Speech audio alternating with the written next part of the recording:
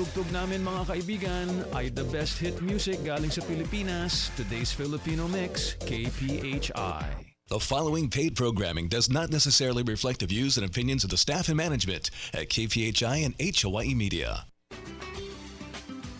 You are now listening to The Legal Pinoy with attorney Rhoda Yabes Alvarez, a show covering legal issues facing Filipino Americans today. Listen and learn about U.S. and Philippine law. The information highlighted in The Legal Pinoy is for informational purposes only and does not constitute legal advice. There is no attorney-client relationship established during the show. Here now is attorney Rhoda Yabes Alvarez. Hello, attorney. Good morning and good afternoon. Kamusta po kayo? Mabuti naman, Alan. Kamusta ka? At kamusta rin po lahat ng nakikinig sa atin pong programa. Kamusta kay amin apong agdingdingeg kada iti programa tayo. Once again, it's another Aloha Friday. Katag broadcast tayo live dito downtown Honolulu apong. You are listening to Legal Pinoy.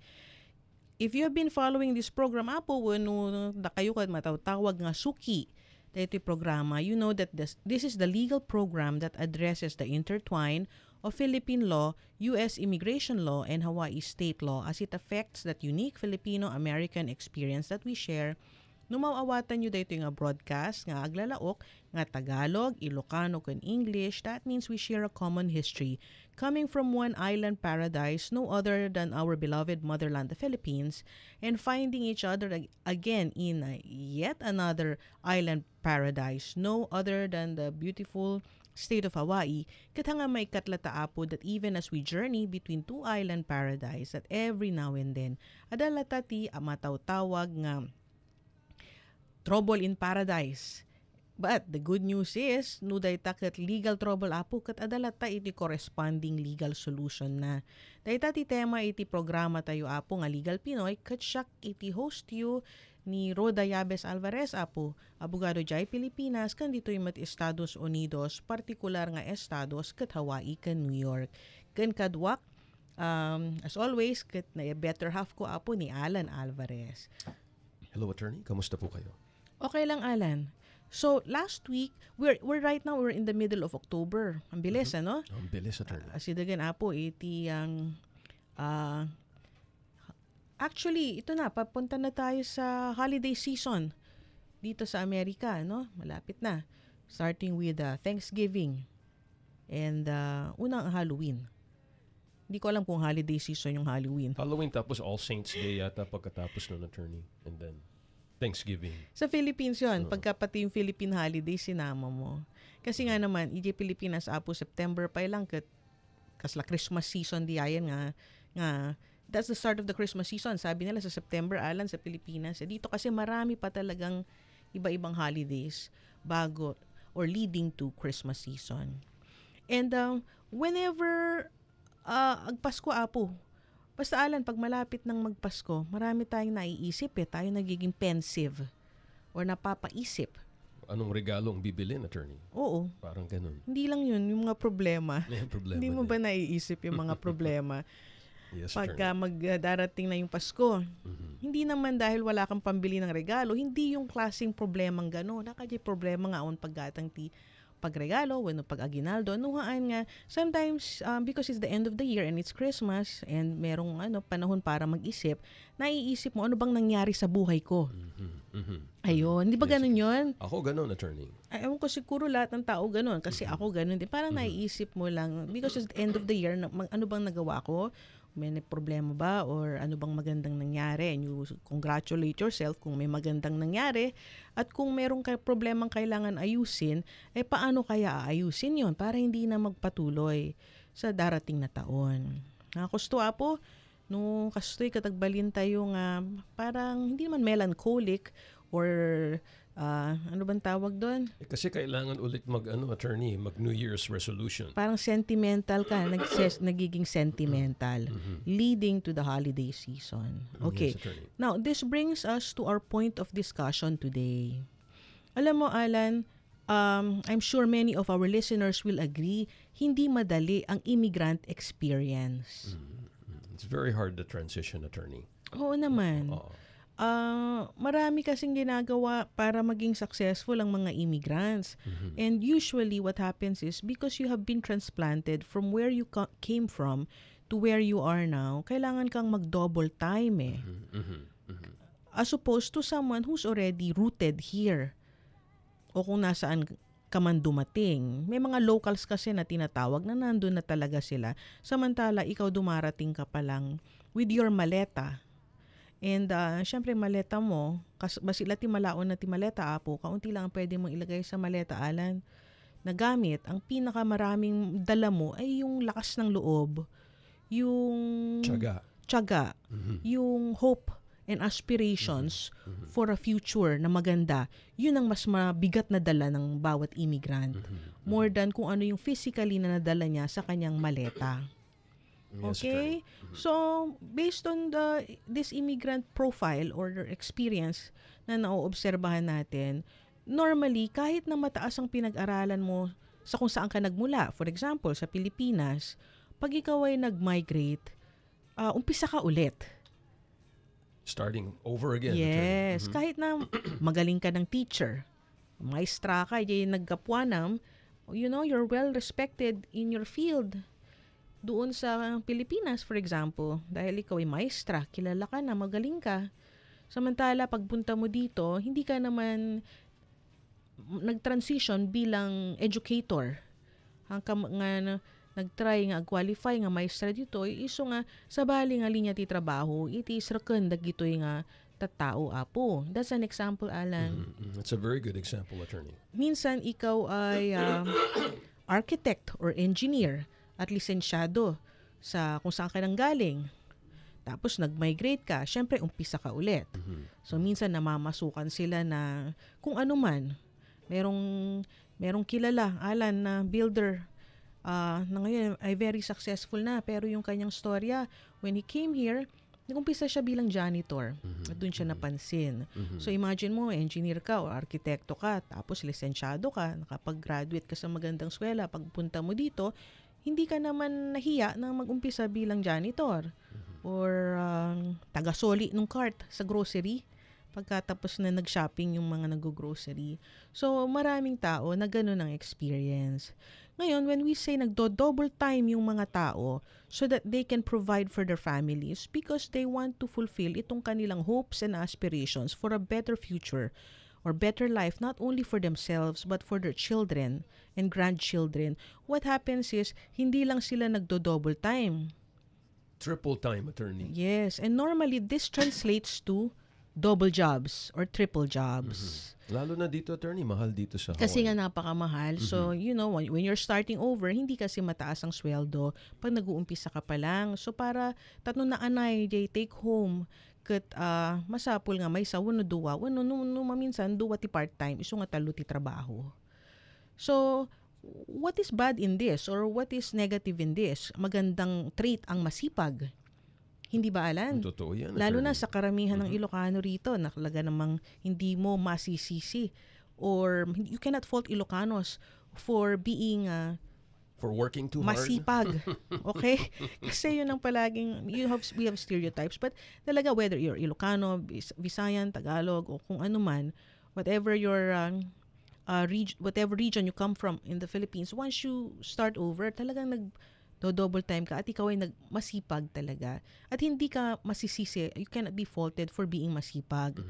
However, Alan, based on our experience as an attorney and as an immigration attorney here in the US, napapansin natin na minsan may negative effect itong masyadong pagiging masipag at ang full concentration mo ay sa trabaho, sa iyong double or triple jobs bilang immigrant para maging matagumpay ang iyong pamilya sa inyong paglipat mula sa Pilipinas dito sa Amerika. Alam mo ba kung ano itong side effect na ito na hindi maganda? What would that be, attorney? Ano po yan? Siyempre, minsan nagkakasakit ka. Oh, yes. Of course. Pero, more systemic problem is napapabayaan yung mga anak. Ayun. So, normally, when a person migrates, yung iba kasi kasama na nila yung family members nila when they migrate, when they fly over. Yung iba naman, iniiwan pa nila yung mga bata sa Pilipinas o kung saan man. At pagka successful na sila or nakaluwag na, nakaipon na, sa kanila ifa-fly over yung rest of the family. But for those who are able to, gusto nila sama-sama sila, so anong nangyari? They're all here. All together. At sa kasamaang palad nga, dahil nga kailangan silang mag-adjust, ang nangyayari, nagdo-double at triple job si mother, nagdo-double at triple job si father, ang nangyayari, napapabayaan yung mga anak. Pagka napabayaan yung anak, what does this mean? Na ito'y makikita tayong phenomenon, hindi ito nangyayari ngayon lang. This has happened in the past. So when we talk about this effect, it happened, for example, let's place ourselves in the time 40 years ago. Mga 70s. So nag-double job si ama, nag-double job si ina or triple job. Wala sila sa bahay kasi nagtatrabaho sila to provide for the family. So pagka wala sila sa bahay, hindi nila nakikita kung pumapasok ba sa eskwela yung kanilang anak. Ayun. Minsan kasi akala mo pumasok, kaya pala hindi na pumapasok, napabarkada na. Okay, kasi lumalabas sila ng maaga sa bahay, akala nila, yung high schooler nila, naglalakad papuntang eskwela. Masipag. At nag-aaral. Hindi nila alam, hindi na pala pumapasok. Lakwatsa. At napabarkada. And by the time that happens, na napansin nila, too late na, nag-drop out na. Or nagkaroon na ng masamang bisyo. Or may apo na pala sila, on the way. For whatever reason na ganun ang nangyayari, this causes yung problem na naging masipag ka. Pero, ang nangyari, bakit kaya hindi maganda yung resulta? Ayun. Hindi naman lahat ganito, pero may nangyayaring ganito. And a lot of these cases now, just to illustrate how bad this problem has become, is marami dito sa mga anak na hindi nabantayan or maaring nabantayan pero matigas ang ulo. Or meron din ganun. Mas nakikinig sa mga barkada at masamang impluensya kaysa sa mga magulang na masipag. Kasi hindi naman natin pwede isisi lahat ito sa magulang, Alan. May choice din naman yung mga anak, hindi ba? Sure, of course, attorney. So dahil nga hindi sila, they're looking for company, and what company they have is they have to settle with friends. Kasi nga, busy si mother and father na nagtatrabaho ngayon, mas malaki na yung influence ng friends, tsaka social groups nila kaysa dun sa magulang. So kahit pagsabihan pa sila, na-ingrain na sa kanila na medyo wag makinig sa magulang at makinig na lang doon sa kung sinong nakakasama nila araw-araw. Mamaya hindi nila napansin, masama na pala yung bisyo nila. Dahil yun ang ginagawa nila nung kanilang mga kasamahan. Na doon sila, they find comfort. Kasi sila ang magkakasama Wala yung magulang, absent yung magulang dahil nagtatrabaho. Maraming kaso ngayon, Alan, that these kids who are now adults are facing removable charges. Or in other words, medyo nagkaroon na sila ng criminal records. At hindi lang sila may criminal records, kung hindi, gusto na silang ipatalsik or ipatanggal sa Estados Unidos ni Uncle Sam. Ayun, so that just illustrates how bad this phenomenon is or how bad it can be. Considering na, imagine mo, nag-umpisa ka with all these hopes and aspirations, kaya ka nag-alsabalutan at umalis sa kung saan ka nagmula. Tapos ang mangyayari lang pala ay ganun. So that's sad. Ibig mo sabihin, attorney, kasi nga hindi na aalagaan ng mabuti, or because you're working, the child gets into bad influence, and then it leads to baka maging ma-deport or matanggal. That's very hard, attorney. Very hard for a parent kasi ang daming sacrifice. Ayun nga, tapos matanda ka na ngayon. Yun pa. Kasi if we're talking about itong mga adults na nakasuhan, mga sabihin mo na 20 years old, 30 years old, or 40 years old na lahat yan. Yung magulang nila, you can place their ages at 50, 60, 70. Wow. So pagka ganun, and you look back, ano bang nangyari? Ano bang maling nagawa ko? Nyati mistake ay naramid ko. Inaramid ko mat amin nga kabaylak, di makatrabaho akpay. But ngayon na ako'y nandito sa Amerika nga, ngayon kailangan ko ng tulong, itong anak ko mapapauwi pa sa Pilipinas. Paano yun? When you go home to the Philippines and you've been living here for 30, 35 years, paano yun? You don't have healthcare in the Philippines. Kahit gusto mong samahan yung anak mo doon. Okay? And one of the reasons kung bakit magiging deportable or removable itong mga nagkamali na itong mga anak, Alan, is because hindi sila nag-citizen. They remained as legal permanent residents from the time they entered the U.S. up to the present. So, that's a great solution, attorney. So, what are we trying to say? Now we have identified a phenomenon which is common. Madalas nangyayari to, whether it's a Filipino family or another ethnicity of an immigrant family, maaring ganito ang mangyari. And what are the tips to avoid this? One of the tips to avoid this is to apply for citizenship as parents. Kung bagong dating ka pa lang sa Amerika, as soon as you qualify for citizenship, ang suggestion natin or advice natin sa ating mga listeners ay mag-apply na for US citizenship. Okay, bakit? Apay, tanasayaat mag-apply for US citizenship as soon as you're able to. Because when you are a US citizen and your children are still under the age of 18, they will derive your citizenship as parents. As long as you have been here, as long as they've been here with you in the United States and you have had legal custody of them.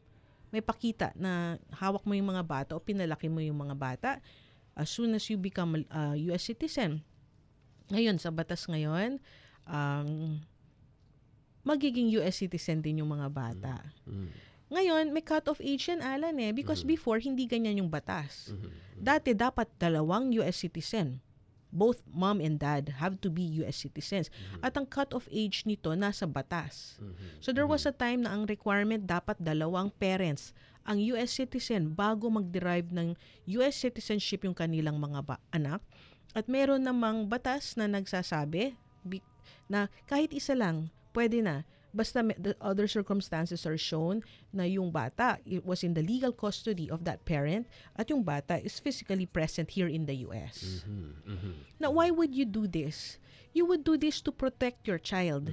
You would do this to, para ma-fortify yung position mo sa US na you've already obtained the highest status that you can get. And therefore, hindi ka mapapaalis. Kunyaring napasubo ka at napaaway ka. And you were forced to defend yourself and you were charged with assault.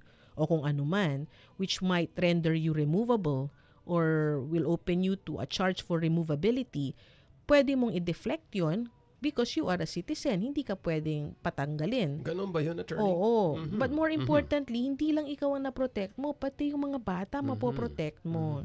And why do I say this? Kasi minsan hindi nabibigyan ng importansya yung aspeto na ito kasi super sipag talaga sila magtrabaho. Yung status nila, attorney. Hindi nakikita na kailangan ayusin ka agad yun hanggang sa huli na ang lahat.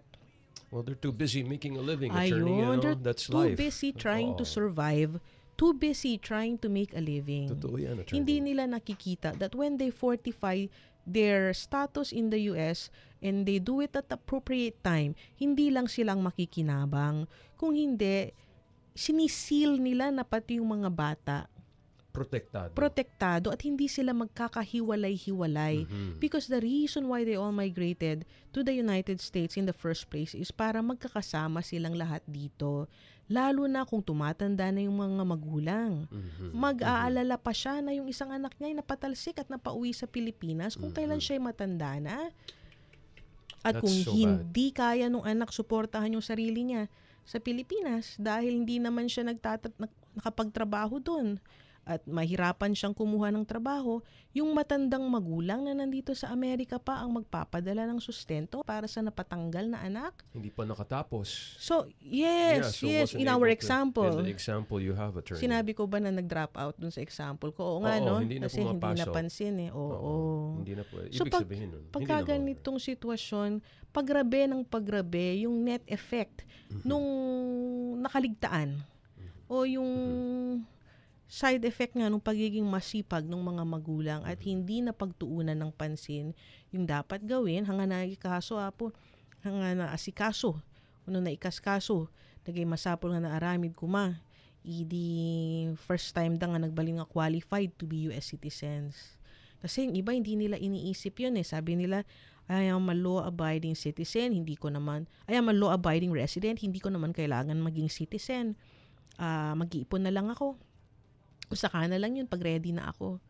Ang effect niya, kung yung anak mo hindi nabantayan, napabayaan, or kahit na hindi mo pinabayaan pero matigas ang ulo, ayaw mag-aral, or hindi may pasa yung US citizenship exam on his own, or kung anong ginagawa niya, ay huli na, hindi na siya mag-qualify for citizenship kasi nakasuhan na, and he's being charged for removability, hindi mo na pwedeng gamitin yung defense na US citizen siya, US citizen kami, at naibigay namin sa kanya yun, and therefore hindi siya pwede paalisin sa Estados Unidos.